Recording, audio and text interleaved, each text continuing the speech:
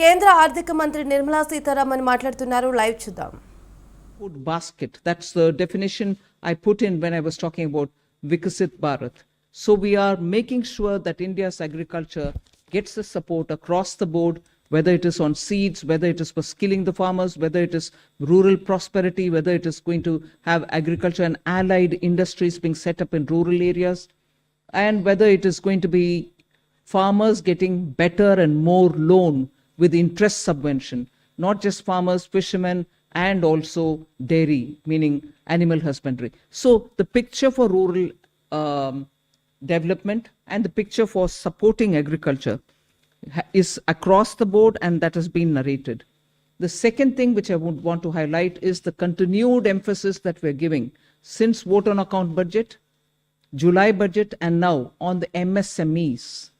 Whether it is giving them sovereign guaranteed loan, whether it is support during COVID, whether the definition being changed now for better, more inclusive growth in MSMEs, access to bank credit. So MSMEs have also been given greater emphasis. Together with this, I'd like to highlight the point that energy security has had greater attention in this budget. We've highlighted in July budget how even pump storage will have greater attention. Solar and wind and renewable energy has also been taking consistently good importance in our budgets. This time we are talking about the small modular reactors. I've also announced that there shall be 2 amendments, one to the Atomic Energy Act and the other one for the civil liability. All of this is going to help us attain energy security. Insurance sector's FDI limits have been enhanced. That is another important announcement. I'll end my opening statement with 2 things. There is no reduction in the public spending on capital expenditure. Let's put that up front. We continue to place emphasis on the multiplier effect that capital expenditure done by government has shown, has sustained us. We continue on that.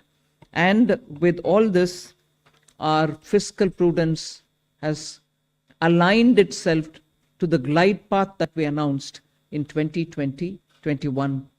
So we've kept ourselves in alignment. Fiscal prudence has been maintained. The next year, coming years, estimate is also been given. Well under 4.5 is what we had said earlier. We are also projecting the same. So this is just as an opening statement. There's a lot more to say, but as you all ask questions, so shall we answer. Thank you. Thank you, ma'am. 225. 225.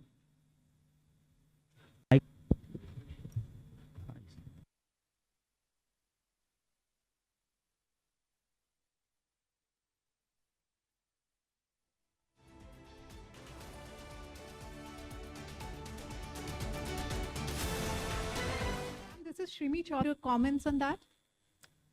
Yes, as a bill, any bill with so many stakeholders, and then it will come back to us, and if necessary, any more amendments, if need to be brought in, we'll bring it in and take it forward in the House. So do we expect implementation in this in the fiscal year in FY26? Do you expect what? Do we expect the implementation of Well, let it get passed. I hope it will get passed without much of a difficulty, but it is only after it's passing. Sure. Thank you. 35.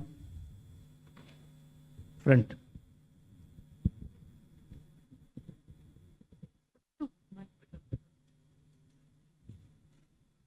Ma'am, Timsi Jaipuria, this side from CNBC TV 18. As you said, this is a very responsive government, which is why government decided to give these tax rebates. But given the structure that you have announced, ma'am, up to 12 lakh is the rebate.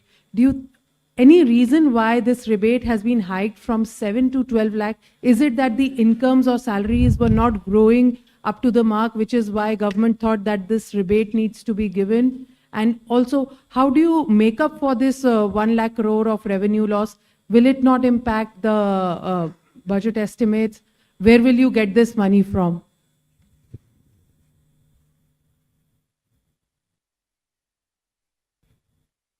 Tipsy, I think the first question is, you said that this, when the incomes are not growing, This is an income tax. Only when there is an income, then we are talking of the tax. So income has to grow to the level to discuss about the tax. Now, why from 7 to 12 lakh? It is something like it was earlier 2.2 lakhs. When 2014, it became 2.5 lakh. Nobody is going to pay tax. Then there was a 2019 that, we said 5 lakhs, nobody is going to pay tax. Then we said it was raised to 7 lakhs. And now it's being raised to 12 lakhs. So this is a perception that the government feels that, on the average 1 lakh per month, if you have, then you need not pay tax, which means that, we are doing it in two ways. One is we are reducing the slab rates. We are expanding the slabs. If you would have noticed, the slabs are now 0 to 4, 4 to the uniform slabs, and there is a gradualism. There was a thing when we had earlier 20%, then it was jumping to 30%. Now it is 20.